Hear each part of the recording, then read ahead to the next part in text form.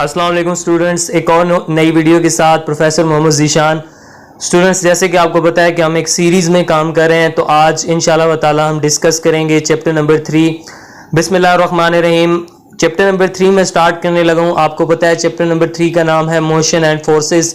बच्चे, इसमें मैं आज आपको बताऊँगा कि कौन कौन से इंपॉर्टेंट क्वेश्चंस हैं, कौन से ऐसे क्वेश्चंस हैं जो बोर्ड में पहले आ चुके हैं, और कौन से ऐसे क्वेश्चंस हैं जो बहुत ही ज़्यादा इंपॉर्टेंट हैं आपके एग्जाम्स के लिहाज से। तो आपने वीडियो को पूरा देखना है, वीडियो को मिस नहीं करना। अगर आप पूरी वीडियो नहीं देखेंगे तो आपको बहुत सारी मुश्किलात हो सकती हैं। तो अगर आप पूरी वीडियो देख लेते हैं तो आज चैप्टर नंबर 3 इंशाल्लाह आपका बिल्कुल क्लियर हो जाएगा। तो स्टार्ट करते हैं।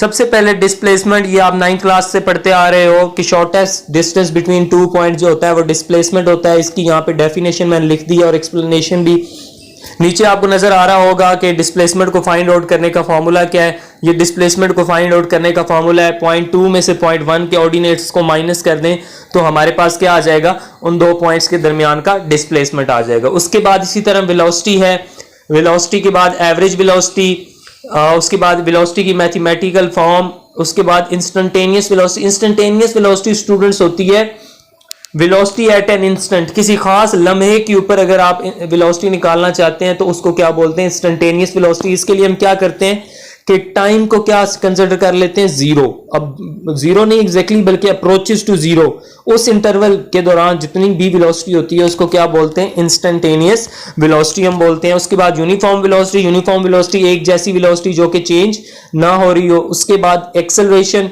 एक्सेलरेशन का फॉर्मूला।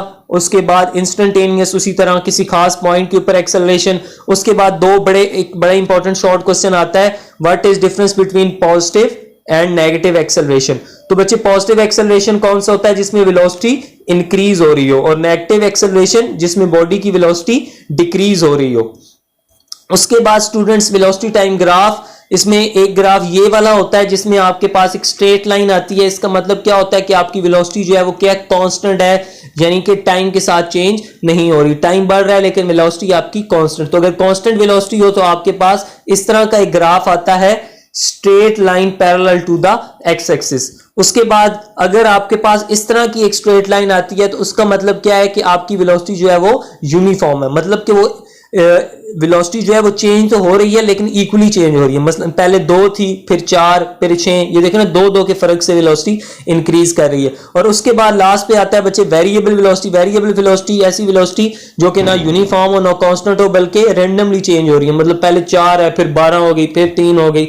इसको हम क्या बोलते हैं, वेरिएबल वेलोसिटी बोलते हैं। इसके लिए जो ग्राफ है वो कुछ इस तरह से ड्रॉ होता है जो आपको ऊपर नजर आ रहा है। उसके बाद न्यूटन लॉ ऑफ मोशन, तो ये बच्चे मैं इसके ऊपर जरा टाइम जाया नहीं कर रहा। इसमें फर्स्ट लॉ ऑफ मोशन है, इसमें ये याद रखिएगा, इसको लॉ ऑफ इनर्शिया भी कहते हैं, क्योंकि बाज़ औक़ात पेपर में वो कह देता है कि what is law of inertia, तो बच्चे कंफ्यूज हो जाते हैं कि लॉ ऑफ इनर्शिया कहां से आ गया। उसके बाद सेकंड लॉ ऑफ मोशन जो है इसको हम बोलते हैं लॉ ऑफ एक्सेलरेशन। इसको याद रखिएगा, हम क्या बोलते हैं, लॉ ऑफ एक्सेलरेशन भी बोलते हैं। और इसकी ये जो डेरिवेशन यहाँ पे मैंने लिखी है इसको अच्छी तरह से कीजिएगा, ये भी 2 नंबर में पूछ सकता है। और लास्ट में बच्चे 1 न्यूटन की डेफिनेशन ये लिखी हुई है, ये लाजमी याद कीजिएगा, ये भी पेपर में आ सकती है। उसके बाद Newton third law of motion, every action there is a for every action there is a reaction which is equal in magnitude but opposite in direction। तो ये भी आप याद कर लीजिएगा। इसके अंदर बच्चे मैंने यहाँ पे इनर्शिया की भी डेफिनेशन लिखी है, ठीक हो गया। तो ये आपने लाजमन याद करनी है क्योंकि ये बहुत पूछता है। और इनर्शिया और मास के दरमियान डायरेक्ट रिलेशन होता है, ये भी एमसीक्यूज में पूछता है, ये भी आपने अच्छे तरीके से याद करना है। उसके बाद बच्चे आ जाते हैं मोमेंटम। तो मोमेंटम आपको पता है मास और वेलोसिटी का जो प्रोडक्ट होता है उसको क्या बोलते हैं, मोमेंटम। ये मोमेंटम की डेफिनेशन, ये मोमेंटम की डायरेक्शन, मोमेंटम की वही डायरेक्शन होती है जो वेलोसिटी की होती है, ये मोमेंटम का यूनिट। और उसके बाद अगर हम एक बड़ा ही इंपॉर्टेंट रिलेशन पढ़ने जा रहे हैं वो है momentum and second law of motion, कि मोमेंटम और सेकंड लॉ ऑफ मोशन में क्या रिलेशन है। तो बच्चे इसके लिए हम डेरिवेशन स्टार्ट करेंगे। डेरिवेशन में क्या कि सबसे पहले हमने ये एक्सेलरेशन का फॉर्मूला ले लिया, फिर हमने क्या किया कि एक्सेलरेशन की जगह उसकी क्या पुट कर दी, वैल्यू। तो हमारे पास फोर्स किसकी को आ गई, चेंज इन मोमेंटम। तो अब ये फाइनल मैंने रिलेशन क्या लिखा है कि rate of change of momentum is equal to the applied force, ठीक हो गया। ये है relation Newton second law of motion और मोमेंटम के दरमियान, ये पेपर में बहुत पूछता है। उसके बाद बच्चे इंपल्स, अगर लार्ज फोर्स अप्लाई हो रही हो for short interval of time. If large force is applied for short interval of time, then it is called impulse. यानी बहुत बड़ी फोर्स आप अप्लाई करो लेकिन बॉडी के ऊपर वो जो फोर्स अप्लाई हो वो शॉर्ट इंटरवल ऑफ टाइम के लिए हो, यानी कि बिल्कुल 0 पॉइंट समथिंग सेकेंड्स के लिए, तो उसको हम क्या बोलेंगे? इंपल्स. इसका फॉर्मूला होता है I is equal to F cross T. उसके बाद बच्चे इंपल्सिव फोर्स, जो लार्ज फोर्स लग रही होती है शॉर्ट इंटरवल ऑफ टाइम के लिए, उसको हम क्या बोलते हैं? Impulsive force. उसके बाद बच्चे law of conservation of momentum. ये आपका पहला लॉन्ग क्वेश्चन है, ये आपका पहला लॉन्ग क्वेश्चन है, ये लॉन्ग क्वेश्चन नंबर 1 है और ये इसकी स्टेटमेंट है, क्योंकि लॉ की सबसे पहले हम क्या लिखते हैं? स्टेटमेंट के ये स्टेटमेंट है, सॉरी, ये total linear momentum of an isolated system remain constant. अब आइसोलेटेड सिस्टम, ये ऊपर उसकी डेफिनेशन लिखी हुई है, ऐसा सिस्टम जिसके ऊपर एक्सटर्नली कोई फोर्स एक्सर्ट ना कर रही हो, जैसे कि गैस के मॉलिक्यूल्स इनक्लोज्ड हुए होते हैं. तो बच्चे the total linear momentum of an isolated system remains constant, यानी अगर आपके पास एक सिस्टम है और उसका कोई मोमेंटम है और उस बाद में उस सिस्टम में कोई चेंजिंग आ जाती है, यानी कोलिजन हो, मतलब फर्स्ट कर लो 2 बॉल्स मूव कर रही हैं, उनकी अपनी अपनी वेलोसिटी, अपना अपना मोमेंटम है, थोड़ी देर बाद वो कोलाइड करते हैं, तो कोलिजन्स के बाद भी उनका मोमेंटम जो है वो चेंज नहीं होगा, बल्कि वो क्या रहेगा? सेम. इसका मैथमेटिकल प्रूफ हम करते हैं. ये आप देख सकते हो कि मैंने 2 बॉल्स ले ली, ये m1 ये m2, बाद में ये क्या कर गई? कोलाइड कर गई. कोलाइजन से पहले इनकी वेलोसिटी थी v1 और v2, कोलाइजन के बाद क्या होगी? v1 प्राइम और v2 प्राइम. तो अब कोलाइजन से पहले इनका जो मोमेंटम था वो क्या था? m1 v1, और कोलाइजन के बाद पहली बॉल का मोमेंटम क्या हो गया? m1 v1 prime. तो अगर हम चेंज इन मोमेंटम निकालें m1 v1 prime minus m1 v1, तो वो किसके बराबर होता है? आपको पता है f क्रॉस t, हमने पीछे पढ़ लिया है. इसी तरह ये फॉर मास m1 था, इसी तरह हम किसके लिए निकालेंगे? For mass m2. तो अब हम इसके ऊपर law of conservation of momentum apply करेंगे. इन दोनों इक्वेशंस को मैंने क्या कर दिया? ऐड अप कर दिया. f प्लस f डैश आ गया. अब ये दोनों इक्वल एंड ऑपोजिट है, तो ये कैंसिल होकर 0 हो जाएंगे और हम इसको रीअरेंज करेंगे तो हमारे पास ये फॉर्म आ जाएगी, जो कि क्या बता रही है कि ये देखें m1 v1 plus m2 v2, m1 v1 prime plus m2 v2 prime. Collision से पहले और कोलिजन के बाद का मोमेंटम क्या है? इक्वल है. तो ये बच्चे एक कंप्लीट लॉन्ग क्वेश्चन यहाँ खूबसूरत तरीके से लिखा हुआ है, इसको अच्छी तरह से तैयार कर लें. ये 3 पेजेस का है और ये पेपर के लिए बहुत ज्यादा इंपॉर्टेंट है. उसके बाद बच्चे इलास्टिक एंड इनइलास्टिक कोलिजन्स, ये इनका दरमियान डिफरेंस लिखा हुआ है, ये आपने याद करना है. उसके बाद बड़ा ही इंपॉर्टेंट लॉन्ग क्वेश्चन आ जाता है. उसके बाद इलास्टिक कोलिजन इन 1 डायमेंशन. इसमें हमने प्रूव करना है कि velocity of separation is equal to velocity of approach. तो ये इसकी सारी डेरिवेशन है. ये देखिए, ये यहां पे आके मैंने प्रूव कर दिया कि relative speed of approach is equal to relative speed of separation. यानी कि कोलिजन से जब बॉडीज जो थी आपस में कोलाइड की, तब उनकी जो वेलोसिटीज थी, और जब कोलिजन के बाद वो सेपरेट हुई तब उनकी जो वेलोसिटीज थी वो आपस में क्या होती हैं? इक्वल होती हैं. ये सारा उसका मैंने क्या किया? प्रूफ किया. उसके बाद हमने कोलिजन के बाद की वेलोसिटीज निकालनी है, v1 प्राइम और v2 प्राइम. उसकी ये मैंने डेरिवेशन लिखी है. ये मैंने v1 प्राइम निकाला, उसके बाद ये मैंने v2 प्राइम निकाल दिया. ये दोनों वैल्यूज जो हैं ये आपने जुबानी क्या कर लेनी है? याद कर लेनी है, क्योंकि इनसे रिलेटेड हमने आगे 4 केसेस पढ़ने हैं. ये 4 केसेस दरअसल 4 इंपॉर्टेंट शॉर्ट क्वेश्चंस हैं, कोई एक केस पूछ लेता है. तो हम बारी बारी इन केसेस को देखते हैं. पहला केस है बच्चे, केस नंबर 1, व्हेन दोनों mass m1 and mass m2 are equal, तो फिर v1 की वैल्यू ये होगी और v2 की वैल्यू ये होगी. उसके बाद केस नंबर 2, जब m1 और m2 इक्वल हो लेकिन जो m2 है वो किस पे हो? रेस्ट पे हो, तो फिर v1 प्राइम ये निकलेगा और v2 प्राइम ये डेरिवेशन लिखी हुई है, आपने यहां से देख लेनी है.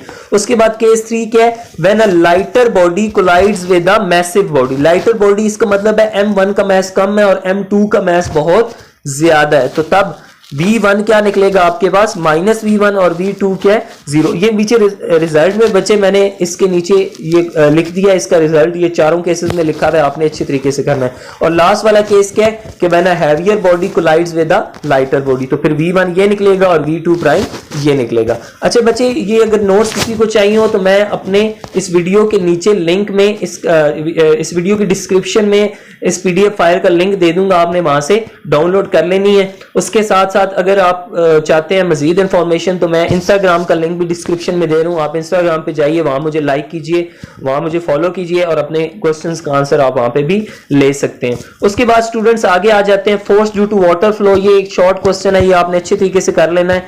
Force due to water flow का मतलब ये है कि जब वाटर फ्लो करता है और किसी चीज से जाके टकराता है तो कितनी फोर्स एक्सर्ट करता है। तो ये फोर्स मैंने यहाँ पे निकाली है और ये फोर्स आ गई यहाँ के ऊपर। अच्छा, उसके बाद बच्चे आ जाए मोमेंटम एंड एक्सप्लोसिव फोर्सेस। ये इतना इंपॉर्टेंट नहीं है, अगर आपने करना है तो इसको कर लीजिएगा। उसके बाद आपके पास जो एक इंपॉर्टेंट लॉन्ग क्वेश्चन है वो है प्रोजेक्टाइल मोशन। सबसे इंपॉर्टेंट लॉन्ग क्वेश्चन इस चैप्टर का यही है, प्रोजेक्टाइल मोशन। प्रोजेक्टाइल मोशन बच्चे जब किसी बॉडी को इस तरह से प्रोजेक्ट किया जाता है कि वो ऊपर भी जा रही हो और आगे की तरफ भी जा रही हो, तो ऐसी मोशन को हम क्या बोलते हैं, प्रोजेक्टाइल मोशन। जैसे ये वाली मोशन है, ये बॉल नीचे की तरफ भी आ रही है, यानी वर्टिकल मोशन भी कर रही है और हॉरिजॉन्टल मोशन भी कर रही है। तो मैंने क्या किया है, इसको इसकी ट्रेजेक्ट्री, ये जो मैंने पीछे बनाया था इसको इसकी ट्रेजेक्ट्री बोलते हैं। अगर हम हॉरिजॉन्टल और वर्टिकल डिस्टेंस निकालना चाहते हैं तो वो यानी ये मैंने डेरिवेशन में निकाल दिया, ठीक हो गया। ये आपने करना है। उसके बाद आपने क्या निकालनी है, हॉरिजॉन्टल कंपोनेंट ऑफ वेलोसिटी और वर्टिकल कंपोनेंट ऑफ वेलोसिटी, ठीक हो गया, और मैग्नीट्यूड। अच्छा, उसके बाद ये जो चार इंपॉर्टेंट शॉर्ट क्वेश्चंस भी हैं और इस लॉन्ग क्वेश्चन का भी हिस्सा है। हाइट ऑफ प्रोजेक्टाइल, यानी प्रोजेक्टाइल कितनी ज्यादा हाइट पे जाएगा, वो किस फॉर्मूले से निकाल सकते हैं आप, इससे। उसके बाद टाइम ऑफ फ्लाइट, यानी प्रोजेक्टाइल ने इनिशियल से फाइनल पोजीशन तक जाने के लिए कितना टाइम लिया है, तो वो आप इस फॉर्मूले से निकाल सकते हैं। ये डेरिवेशन सारी लिखी हुई है, आपने अच्छी तरह से करनी है। उसके बाद लास्ट पे हॉरिजॉन्टल रेंज ऑफ प्रोजेक्टाइल से मुराद, जिस तरह आप ये पढ़ते हो कि एक बॉम्ब कितनी रेंज है, यानी अगर हम यहां से उसको फेंकें तो प्रोजेक्टाइल आपका कितने दूर जाके गिरेगा, यानी कि हॉरिजॉन्टल डिस्टेंस कितना कवर करेगा, तो वो यहां से आप निकाल सकते हैं। उसके साथ ये तीन अब शॉर्ट क्वेश्चन हो गए, height of projectile, range of projectile और टाइम ऑफ फ्लाइट। उसके बाद बच्चे आपके पास आ जाता है मैक्सिमम हाइट। कितनी मैक्सिमम हाइट प्रोजेक्टाइल, मतलब ये हुआ कि आप किस एंगल पे प्रोजेक्टाइल को फेंके तो वो मैक्सिमम हाइट कवर करेगा, तो वो एंगल आता है 45 डिग्रीज। वो यहां पे मैंने प्रूव कर दिया है। ये इंपॉर्टेंट शॉर्ट क्वेश्चन है, ये एक्सरसाइज का भी एक इंपॉर्टेंट शॉर्ट क्वेश्चन है। अच्छा, अब बच्चे यहां पे आपका ये चैप्टर खत्म हो जाता है। उसके बाद एक टॉपिक है बैलिस्टिक मिसाइल, वो यहां पे मैंने नहीं लिखा, वो बुक से भी अच्छी तरह से लिखा हुआ है, वो आप वहां से कर लीजिएगा। उसके बाद बच्चे यहां पे इस चैप्टर के न्यूमेरिकल्स आपके पास आ जाते हैं। न्यूमेरिकल्स बड़ी आसान है और बड़ी इंपॉर्टेंट है, मैं आपको बता देता हूं कौन से न्यूमेरिकल्स इंपॉर्टेंट है। अच्छा बच्चे, इसमें सबसे पहले ये जो न्यूमेरिकल नंबर आपके पास 4 है, ये न्यूमेरिकल नंबर जो 4 है ये निहायत इंपॉर्टेंट है। उसके बाद बच्चे आपके पास आ जाता है न्यूमेरिकल नंबर, एक मिनट ठहरिएगा, ये न्यूमेरिकल नंबर आपके पास 10 से आगे जितने भी न्यूमेरिकल्स हैं, न्यूमेरिकल नंबर 10 से, न्यूमेरिकल 10 बहुत ज्यादा इंपॉर्टेंट है। उसके बाद न्यूमेरिकल नंबर ये 5 है। उसके बाद ये न्यूमेरिकल नंबर आ जाएगा 11, ये न्यूमेरिकल 11 बहुत ज्यादा इंपॉर्टेंट है। उसके बाद आपके पास आ जाएगा 11 और ये 13।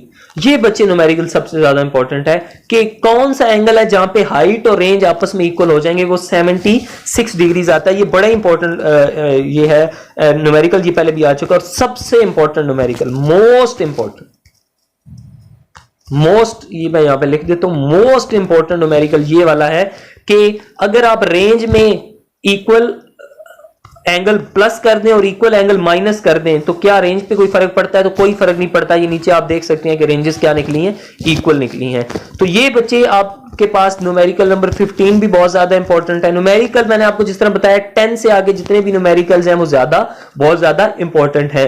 अच्छा बच्चे, ये तो हो गए न्यूमेरिकल्स। इसके साथ आपने शॉर्ट क्वेश्चन इस चैप्टर के अच्छी तरह करने। इस चैप्टर के शॉर्ट क्वेश्चन है वो ज्यादातर जो आपका इनर मटेरियल है उसी में से है, तो आपने अच्छी तरह से करने। अब यार मैं दोबारा रिपीट कर रहा हूं कि लॉन्ग क्वेश्चन कौन कौन से आ सकते हैं। प्रोजेक्टाइल मोशन, ये एक मिनट ठहरिएगा, प्रोजेक्टाइल मोशन एक लॉन्ग क्वेश्चन। उसके बाद आपके पास लॉन्ग क्वेश्चन आता है ये वाला, elastic collisions in one dimension, ठीक हो गया। और इसकी मैंने बता दिया है कि किस तरह स्टेटमेंट आएगी, proof that velocity of approach is equal to velocity of separation. और उसके बाद एक और लॉन्ग क्वेश्चन आपके पास क्या, law of conservation of momentum. ये 3 इंपॉर्टेंट लॉन्ग क्वेश्चंस हैं इस चैप्टर के। और उसके अलावा शॉर्ट क्वेश्चंस में क्या क्या आ सकता है, Newton first law, second law of motion और उसमें मोमेंटम में रिलेशन। उसके बाद आपसे एक्सप्लोसिव फोर्सेस के बारे में पूछ सकता है। उसके बाद force due to water flow के बारे में पूछ सकता है, height of projectile, range of projectile, time of light, ये 3। और उसके बाद वो जो 4 केसेस मैंने बताए वो कोई एक केस जो है वो एक एक करके वो आपसे पूछ सकता है। अगर स्टूडेंट्स आपको वीडियो पसंद आई तो इस वीडियो को लाइक कीजिए, शेयर कीजिए और कोशिश करिए वीडियो को ज्यादा से ज्यादा जो है वो आप ज्यादा पूरी वीडियो वॉच करें ताकि आपका कोई भी नॉलेज मिस ना हो सके। उसके अलावा अगर आपने चैनल को सब्सक्राइब नहीं किया तो सब्सक्राइब कर लीजिए, क्योंकि आने वाली वीडियोस में आपको मजीद इसी तरह की इंफॉर्मेटिव वीडियोस फिजिक्स से आपके एग्जाम से रिलेटेड आपको मिलेंगी। और अगर आपको ये पीडीएफ फाइल जो नोट्स मैंने बनाए हैं अपने, ये अगर आप चाहिए तो इस वीडियो की डिस्क्रिप्शन में जाके आप हासिल कर सकते हैं। जज़ाकल्लाह।